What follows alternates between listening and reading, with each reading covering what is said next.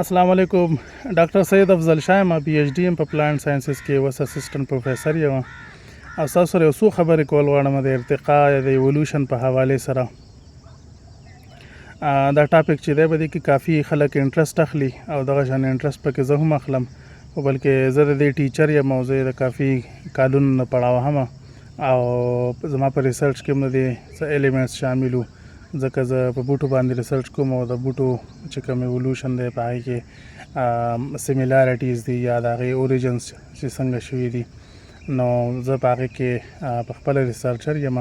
خو زما تجزیه، زما انالیسز او زما طریقه کار هغه د یو ریسرچر دی، هغه د یو ټریډیشنل چې کوم طریقې سره ایولوشن پړاویږي هغه لږ مختلف دی د هغې نه. او نن ستاسو سره خبرې په دې کول غواړم چې د یوې کمنټرۍ اراده مې ده د طارق پټان په ویډیو باندې. طارق پټان زموږ ورور، هغه یو ډېر ښه ټیچر دی او پښتنو وروڼو خویندو ته ډېر په اسانه طریقې سره خپل تجزیې، خپل نالج پیش کوي، ډېر د ستاینې قابل دی. زما د هغه سره معمولي علمي اختلاف کیدی شي په دې ایولوشن په حوالې سره. د هغه چې کومه ویډیو په هغې کې ډېر خلک به کنفیوز شوي، چاته به کلیرټي نه وي په دواړه اینګل سره. زموږ چې کوم مذهبي وروڼه دي نو هغو پکې هم لږ څه مس انټرپریټیشن به کړی، او کوم چې ساینس والا خلک دي نو د هغو به هم کیدای شي په انډرسټینډینګ کې لږ څه کمی پاتې شي. زما مقصد دا ده چې زه لږ د هغه نالج کمپلیمنټ کړم او زه پکې لږ خپل څه ایډیشن وکړم، یا که کوم ځای کې د علمي اختلاف جوړیږي نو چې علمي اختلاف ورسره وکړم، خو دا زموږ فرض جوړیږي چې یاره کوم چې نالج والا خبرې دي په هغې کې سړی خپله رای پیش کړي که نه، دا زموږ ایکسپرټیز دي، نو په کار ده چې په دې کې زه خبره وکړم. نو طارق پټان ویډیو چې دا هغه په 4-5 حصو کې تقسیمېدی شي. اولنۍ هغه یو انټروډکشن ورکړی دی ایولوشن ته، د ډاروین خبرې کړې ده، هغه چې کوم سفر و ګلاپاګوس آیلینډز ته. ډاروین په خپله باندې انګلینډ یو باشنده و، برټش و او نیچرلیسټ و، نیچرل هیسټري به یې سټډي کوله، مطلب چې پلانټس، اینیملز وغیره. هغه 15 کاله سفر کړی په وایج اف بیګل، دغه د یو سفر نوم دی بیګل، دغه چې کوم شیپ و د هغه نه و، بلکې دا یو میشن و او ګلاپاګوس آیلینډز ته او دنیا مختلف حصو ته هغه ټریول کړی و. زیاتره دا چې ساوت امریکا او ویسټرن امریکا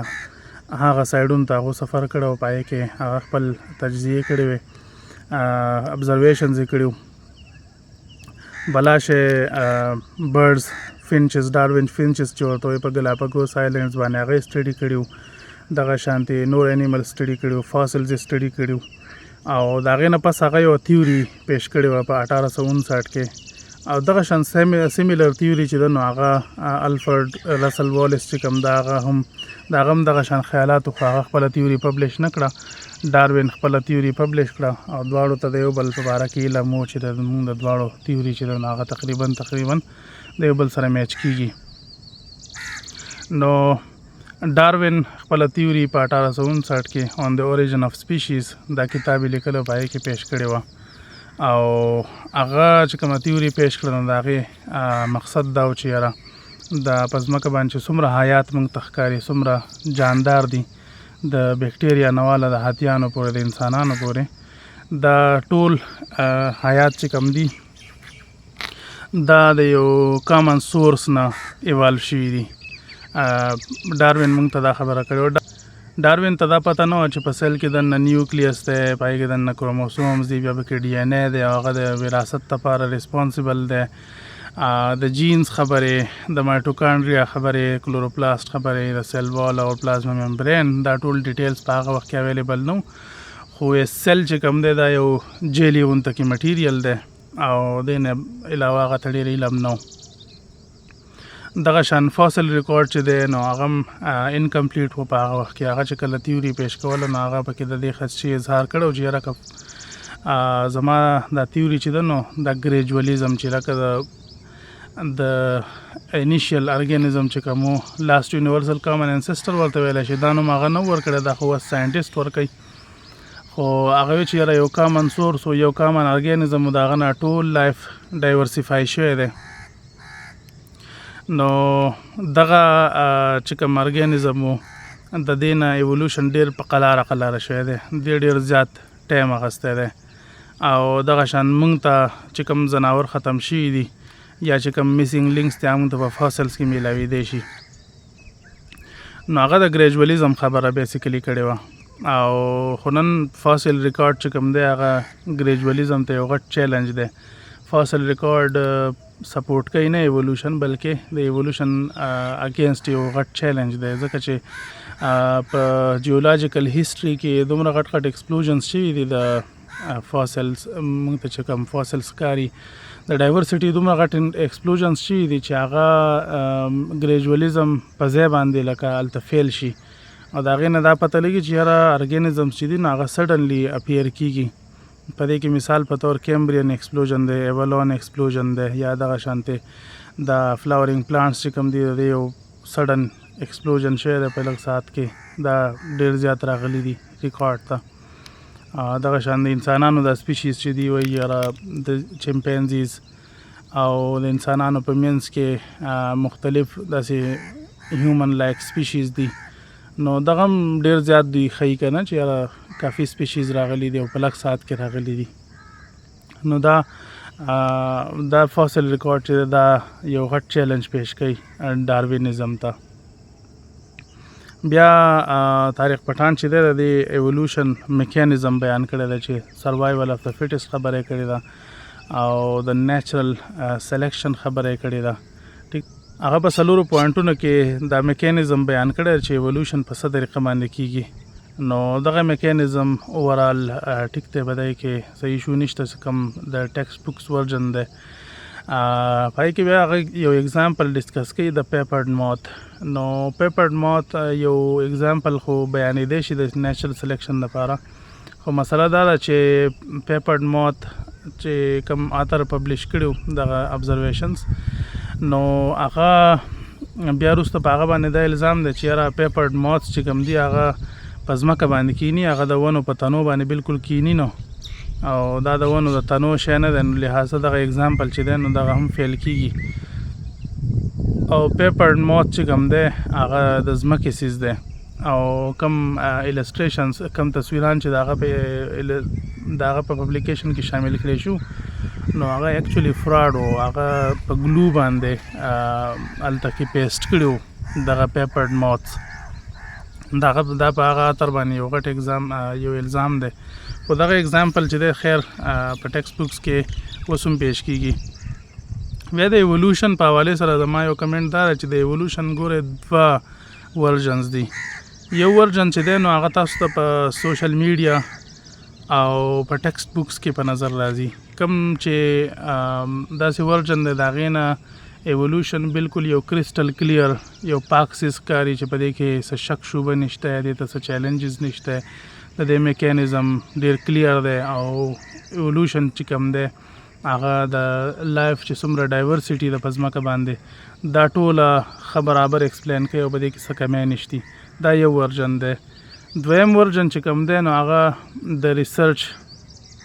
ورژن دی، د اکیډیمیا ورژن دی، او په دې باندې چې کله یو سړی په خپله ریسرچ کوي یا کم نور خلک چې ریسرچ کوي هغه چې کله ایکسپلور کوي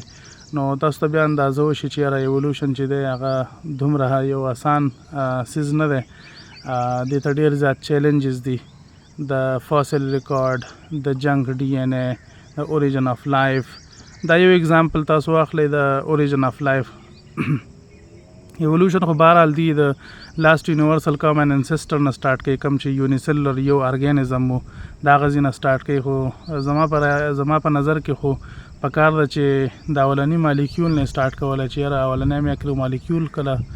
څنګه جوړ شوی، بیا ډفرنٹ میکرو مالیکیولز لکه لیپیډز، کاربوهایډریټس، پروټینز او نیوکلیک ایسیډز دا څنګه جوړ شوي، دوی د یو بل سره څنګه انټریکشن کړی، اولنی سیل څنګه جوړ شو، د هغې دپاره جینیټیک انفارمیشن د کوم ځای نه راغلی و، او انزایم څنګه راغلی و، پروټین څنګه راغلی و، دا سیل په څه طریقه جوړ شو، دا دومره غټ غټ کوېسچنز دي چې د دې نه عموما د اوریجن آف لایف ریسرچرز چې کوم دي هغه پکې لګیا دي ریسرچ کوي، خو ایولوشنري بایولوجسټ د ریچارډ ډاکنز په شان کسان هم د دې نه تېښته کوي او د دې ایکسپلینیشن نشي کولی. د هغه نه یو ځل یې تپوس وکړی شو چې یاره لایف څنګه شروع شوی دی په ځمکه باندې، نو هغه دا ووایي چې یاره لایف چې کوم دی دا په یو سلو پروسس باندې، خو دا بیا وایي چې نه دا لایف چې کوم دی دا چېرته ایلینز ډیزاین کړی دی او دا ایلینز چې دا ډېر زیات انټیلیجنټ ایلینز چې دا لایف یې ډیزاین کړی دی او دا لایف دې پلانټ ته راوړی شوی دی. نو دا خو یو قسم تېښته ده، دا ایلینز د کوم ځای نه راغلي دي او دا چا جوړ کړي دي. د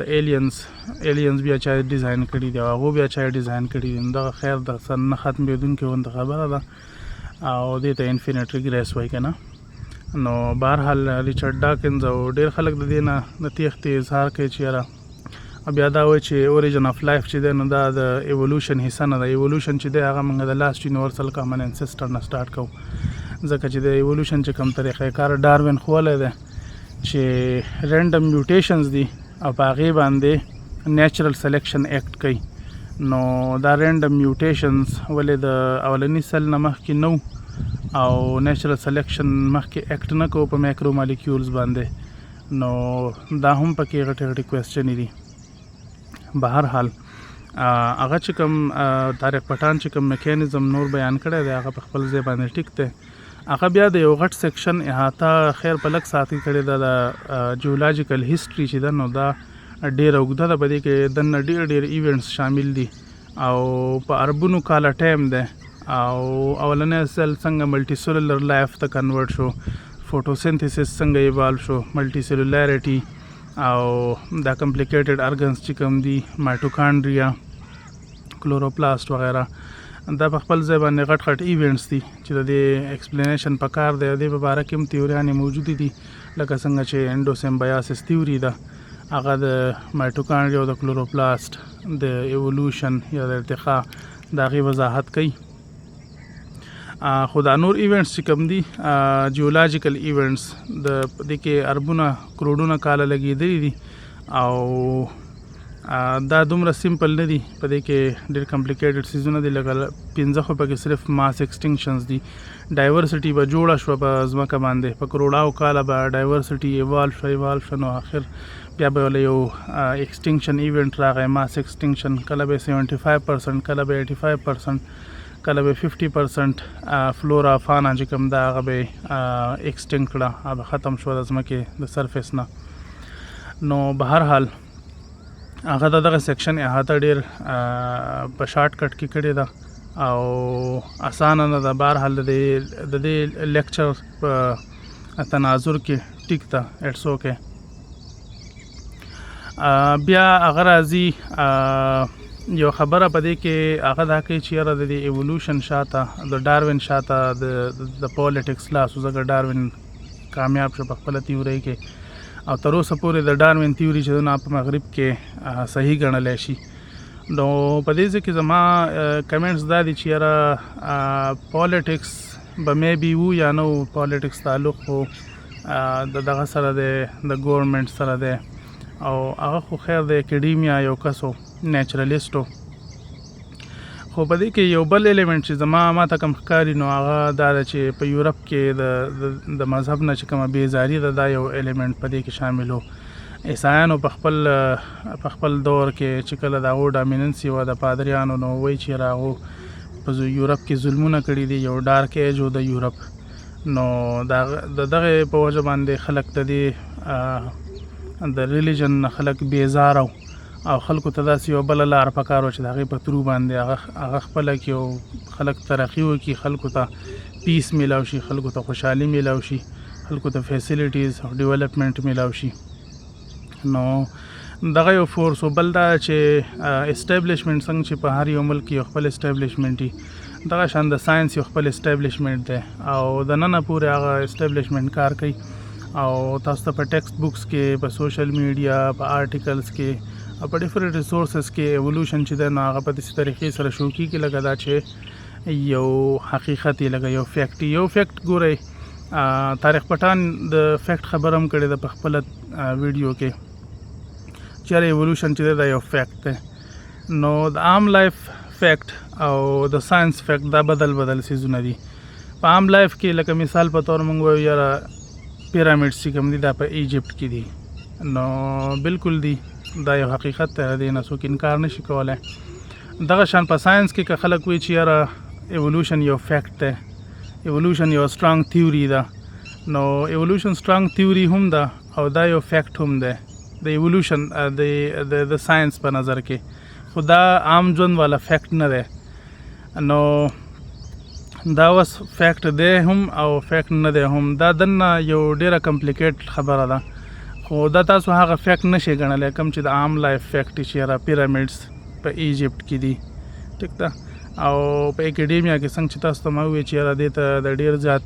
چیلنجز مخه ده. بلاشه خلک څومره چې په دې ایولوشن باندې کار کوي او څومره چې د دې په حق کې دي، نو د دغې نه به میبي چې لږ کمی، خو ډېر زیات خلک د دې اګینسټ هم دي او په هغې کې لکه دا چې مذهبي خلک دي یوازې، په دې کې ایتیسټ هم شامل دي، په دې کې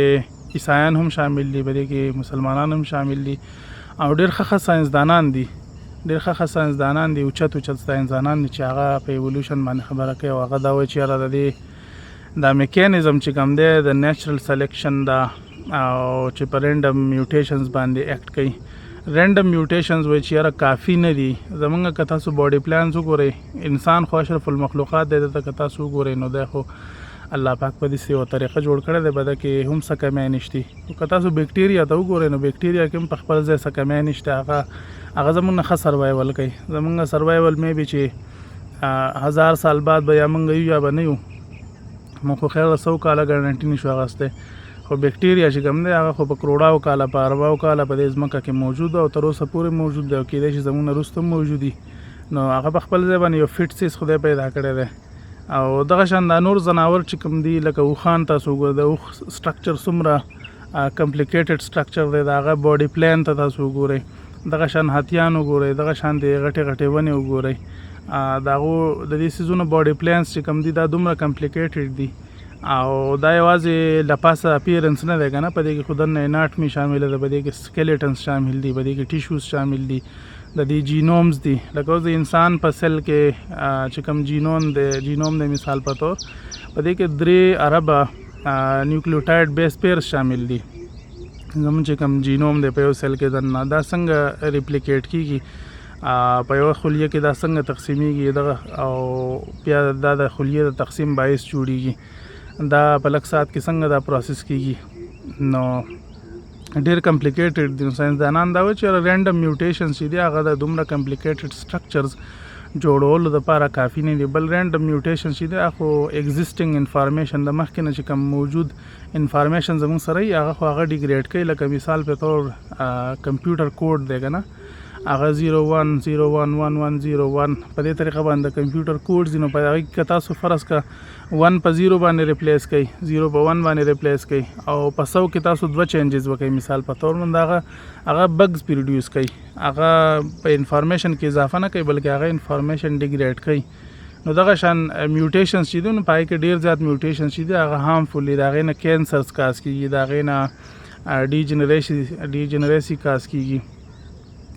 او کم چې بینیفیشل میوټیشنز دي نو د هغې چانس اول خو کمی، او بل دغه میوټیشنز ډېر سلولی ګریجولي کېږي او هغه دومره کمپلیکیټډ سټرکچر. بل دا چې هغه په یو خاص ډایرکشن کې نه کېږي، خو رینډم مطلب دی چې رینډملی کېږي که نه.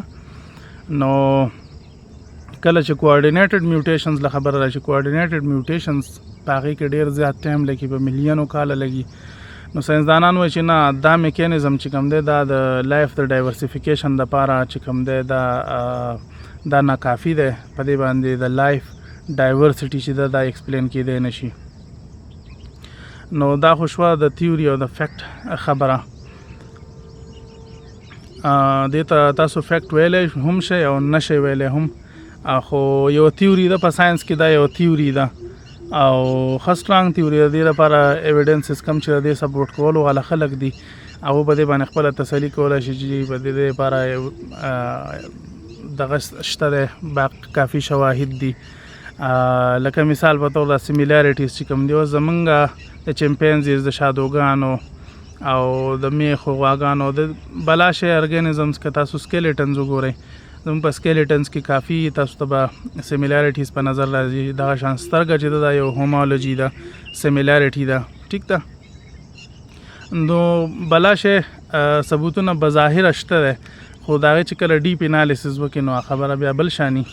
بیا تاریخ پټان راځي د هیومن ایولوشن په حوالې سره هغه چې کوم سټیټمنټس ورکړي دي نو اخر ډېر کلیر نه دي هغه پکې یو دا خبره کړې چې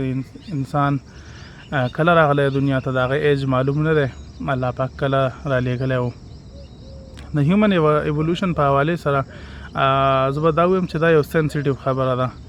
ډېر یو سینسیټیو ټاپک دی د مذهبي خلکو دپاره ځکه چې تقریبا په ټولو مذهبونو کې دا خبره چې یاره انسان چې دی دا سپیشلی کریټ شوی دی او د دې نورو څیزونو داسې ډېره کلیرټي موږ ته نه میلاویږي هغې ته ساینسي چیلنجز په خپل ځای او ایولوشن د هغې وضاحت نشي کولی هغه په خپل ځای خو د انسان سټوري چې کوم ده خو په قرآن پاک کې موجوده ده چې انسان سپیشلی کریټ کړی و الله پاک بیا یې پکې روح ورواچو بیا یې فرشتو ته وایي چې تاسو سجده وکړئ بیا د هغه نه او د هوا به یې نه غلطي وشوه په جنت کې او هغو چې کوم دی د جنت نه راوویستی شول او هغو چې دی دنیا ته راولېږلی شول او دلته کې بیا هغو خپل لایف سټارټ کو نو دغه یو ورژن چې دی د قرآن هغه کمپلیټلی په تضاد کې دی د ایولوشنري بیالوجي سره کم چې وایي چې انسان هم د ځناورو نه ایوالو شوی دی نو دې دواړو په منځ کې ښه یو ډېر ډیپ اختلاف دی د هیومن ایولوشن په حوالې سره بیا د مسلمانانو خپله سټریټجي ده کم خلک چې دا ګڼي چې یاره ایولوشن د ایولوشنري تیوري صحیح ده او د ځناورو به دغه شان ایولوشن شوی خو هغو پکې بیا دا ده چې انسان پکې نه شاملی بعضې پکې د انسانانو سپیشیز نه شاملی بعضې پکې آدم علیه السلام نه شاملی چې هغه د هغه ایولوشن د ځناورو نه و شوی نو دغه خیر یو جدا بحث دی په دې به بیا بحث وکړو سینسیټیو دی خو بهرحال د تاریخ پټان چې کوم دا ویډیو وه په دې کې د دې نچوړ دا ده چې هغه یو ټکسټ بک ورژن تاسو ته پړاو کړی دی او کله چې ریسرچ پیپرز ته او ډیپ تجزیې ته مخامخ شي یا چې کوم د دې اپوننټس دي کوم چې کریشنست دي یا نور الټرنیټیو تیوریز دي لکه انټیلیجنټ ډیزاین تیوري چې کوم ده کوم چې د هغې پروپوننټس تاسو هغه که سټډي کوئ نو بیا به تاسو ته دا پته ولګي چې یاره ایولوشن چې کوم موږ ته په ټکسټ بک کې بیانېږي دغه ورژن د اصل ورژن نه بدل دی او اکیډیمیکلی ایولوشن ته کافي چیلنجز دي زما په دې باندې دا خیالاتو تاسو ته مې په شارټ کټ کې دا قصه بیان کړه او دا یو بیسک کمنټري و د تاریخ پټان رور په ویډیو باندې نو دا خپلو ملګرو سره هم شیر کوئ په تاسو باندې امانت ده او که ستاسو څه سوالات یا ستاسو څه کمنټس وي نو دا ماته په کمنټ باکس کې ولیکئ او که تاسو دا غواړئ چې یاره زه تاسو ته بیا په دې باندې نورې خبرې وکړم نو د خپل د انټرسټ ټاپک پکې بیا ولیکئ او ماته ووایه چې زه تاسو ته بیا په دې باندې نورې خبرې وکړم په دې کې ډېر ښه څیزونه دي هغه ډېر ښه چیلنجز دي هغه ټولې په یو ویډیو کې نه راټولېږي صحیح ده نو ټایم په ټایم به دې باندې بیا خبرې کولی شو په آخر کې دا چې زما چې کوم چینل دی نو په دې باندې د اردو په اردو کې زه اکثر خبرې کوم دا ویډیو مې ځکه جوړه کړه په پښتو کې چې یاره زمونږ چې کوم پښتانه وروڼه دي هغه تاریخ پټان ډېر په شوق باندې ګوري د هغه ډېر ښه کنټریبیوشنز دي د علم په حوالې سره په آخر کې ډېره مننه تاسو د ټایم دپاره تاسو ویډیو وکړه نو انشاءالله بیا به میلاویږو د الله په امان